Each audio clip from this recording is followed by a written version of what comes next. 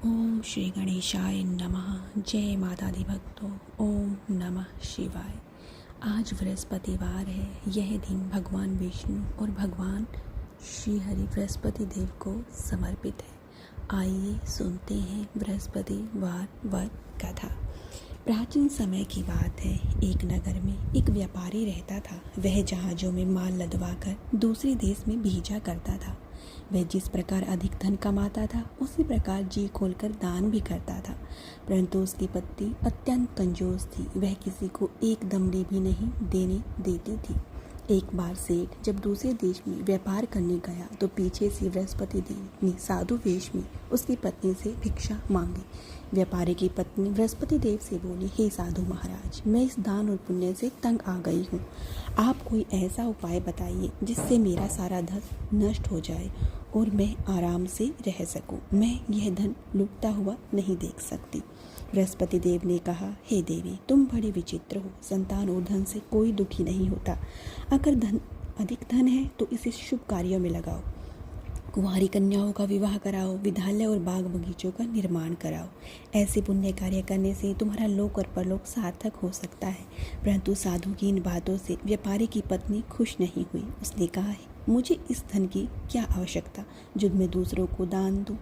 तब बृहस्पति देव बोले, यदि तुम्हारी ऐसी इच्छा है तो तुम एक उपाय करना। 7 बृहस्पतिवार घर को गोबर से लेपना, अपने केशों को पीली मिट्टी से धोना, केशों को धोते समय स्नान करना, व्यापारी से हजामत बनाने को कहना, भोजन में मांस मंदिरा खाना, कपड़े अपने घर धोना। ऐसा करने से तुम्हारा सारा धन नष्ट हो जाएगा। इतना कहकर बृहस्पति देव अंतर्ध्यान हो गए। व्यापारी की पत्नी ने बृहस्पति देव के कहे अनुसार 7 बृहस्पतिवार वैसा ही किया। केवल 3 बृहस्पतिवार ही बीते थे कि उसकी समस्त धन संपत्ति नष्ट हो गई और वह परलोक सिधार गई। जब व्यापारी वापस आया तो उसने देखा कि उसका सब कुछ नष्ट हो चुका है। उस व्यापारी ने अपनी पुत्री को सांत्वना दी और दूसरे नगर में जाकर बस गया। वहाँ वह जंगल से लकड़ी काट कर लाता और शहर में बेचता। वह इस तरह से अपना जीवन व्यतीत करने लगा। एक दिन उसकी पुत्री ने दही खाने की इच्छा प्रकट की, लेकिन व्यापारी के पास दही खरीदने के पैसे नहीं थे। वह अपनी पुत्री को आश्वासन देकर जंगल में लकड़ी काटने चला गया। वहाँ एक वृक्ष के नीचे बैठ अपनी पूर्व दशा पर विचार करने लगा।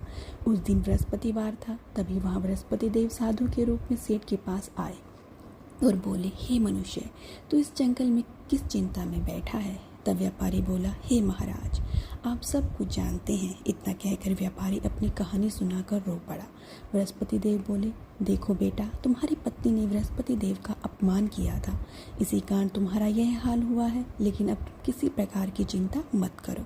तुम गुरुवार के दिन बृहस्पति देव का पाठ करो। 2 पैसे की चने और गुड़ को लेकर जल के लोटे में शक्कर डालकर वह अमृत और प्रसाद अपने परिवार के सदस्य और कथा सुनने वालों में बांट दो। स्वयं भी प्रसाद और चरणामृत लो। भगवान तुम्हारा अवश्य कल्याण करेंगे। साधु की बात सुनकर व्यापारी बोला, महाराज, मुझे इतना भी नहीं बचता कि मैं अपनी पुत्री को दही लाकर दे सकूं। इस पर साधु जी बोले, तुम लकड़ियां शहर में बेचे जाना। तुम्हें लकड़ियों के दाम पहले से चौगुने मिलेंगे, जिससे तुम्हारे सारे कार्य सिद्ध हो जाएंगे। उसने लकड़ियों काटी, शहर में बेचने के लिए चल पड़ा।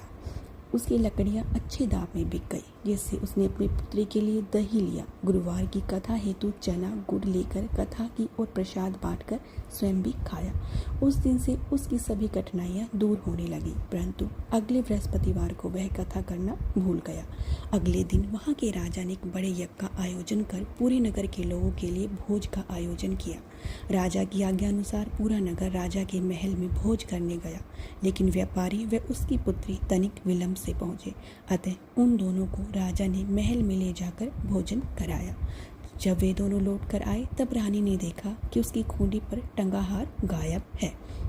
रानी को व्यापारी और उसकी पुत्री पर संदेह हुआ कि उसका हार उन दोनों ने ही चुराया है। राजा की आज्ञा से उन दोनों को कारावास की कोठरी में कैद कर दिया गया। कैद में पड़कर दोनों अत्यंत दुखी हुए। वहाँ उन्होंने बृहस्पति देव को याद किया।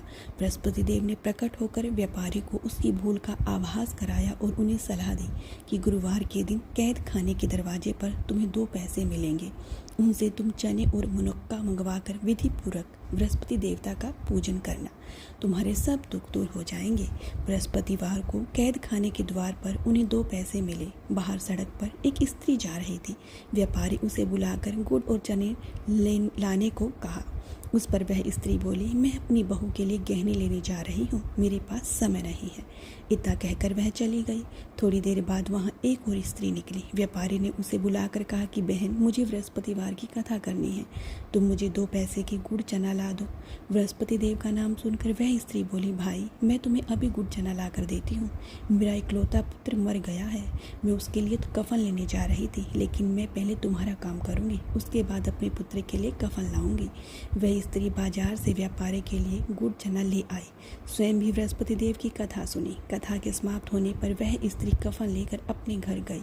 घर पर लोग उसके पुत्र की लाश को राम नाम सत्य है कहते हुए शमशान ले जाने की तैयारी कर रहे थे। स्त्री बोली, मुझे अपने लड़के के मुख तो देख लेने दो।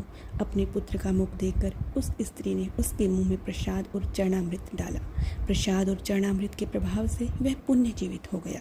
पहली स्त्री जिसने बृहस्पति देव का निरादर किया था, वह जब अपने पुत्र के विवाह हेतु पुत्र वधू के लिए गहने लेकर लौटी, जैसे उसका पुत्र घोड़े पर बैठकर निकला, वैसे ही घोड़ी ने ऐसी उछाल मारी कि वह घोड़ी से गिरकर मर गया। यह देख स्त्री रो रो कर बृहस्पति देव से क्षमा याचना करने लगी। उस स्त्री की याचना से बृहस्पति देव साधु वेश में वहां पहुंचकर कहने लगे, देवी, तुम्हें अधिक विलाप करने की आवश्यकता नहीं है। यह बृहस्पति देव का अनादर करने के कारण हुआ है। तुम वापस जाकर मेरे भगत से क्षमा मांगकर कथा सुनो, इससे तुम्हारी सभी मनोकामना पूर्ण होंगी। जेल में जाकर उस स्त्री ने व्यापारी से माफ़ी मांगी और कथा सुनी। कथा के उपरांत वह प्रसाद और चरणामृत लेकर अपने घर वापस गई। घर आकर उसने चरणामृत अपने मृत पुत्र के मुख में डाला। चरणामृत के प्रभाव से उसका पुत्र जीवित हो उठा। उसी रात बृहस्पति देव राजा के सपने में आए। बोले, हे राजन, तूने जिस व्यापारी और उसकी पुत्री को जेल में कैद कर रखा है वह बिल्कुल निर्दोष है। तुम्हारी रानी का हार वहीं खूंटे पर टंगा है। दिन निकला तो राजा रानी ने हार खूंटे पर लटका हुआ देखा। राजा ने उस व्यापारी और उसकी पुत्री को रिहा कर दिया।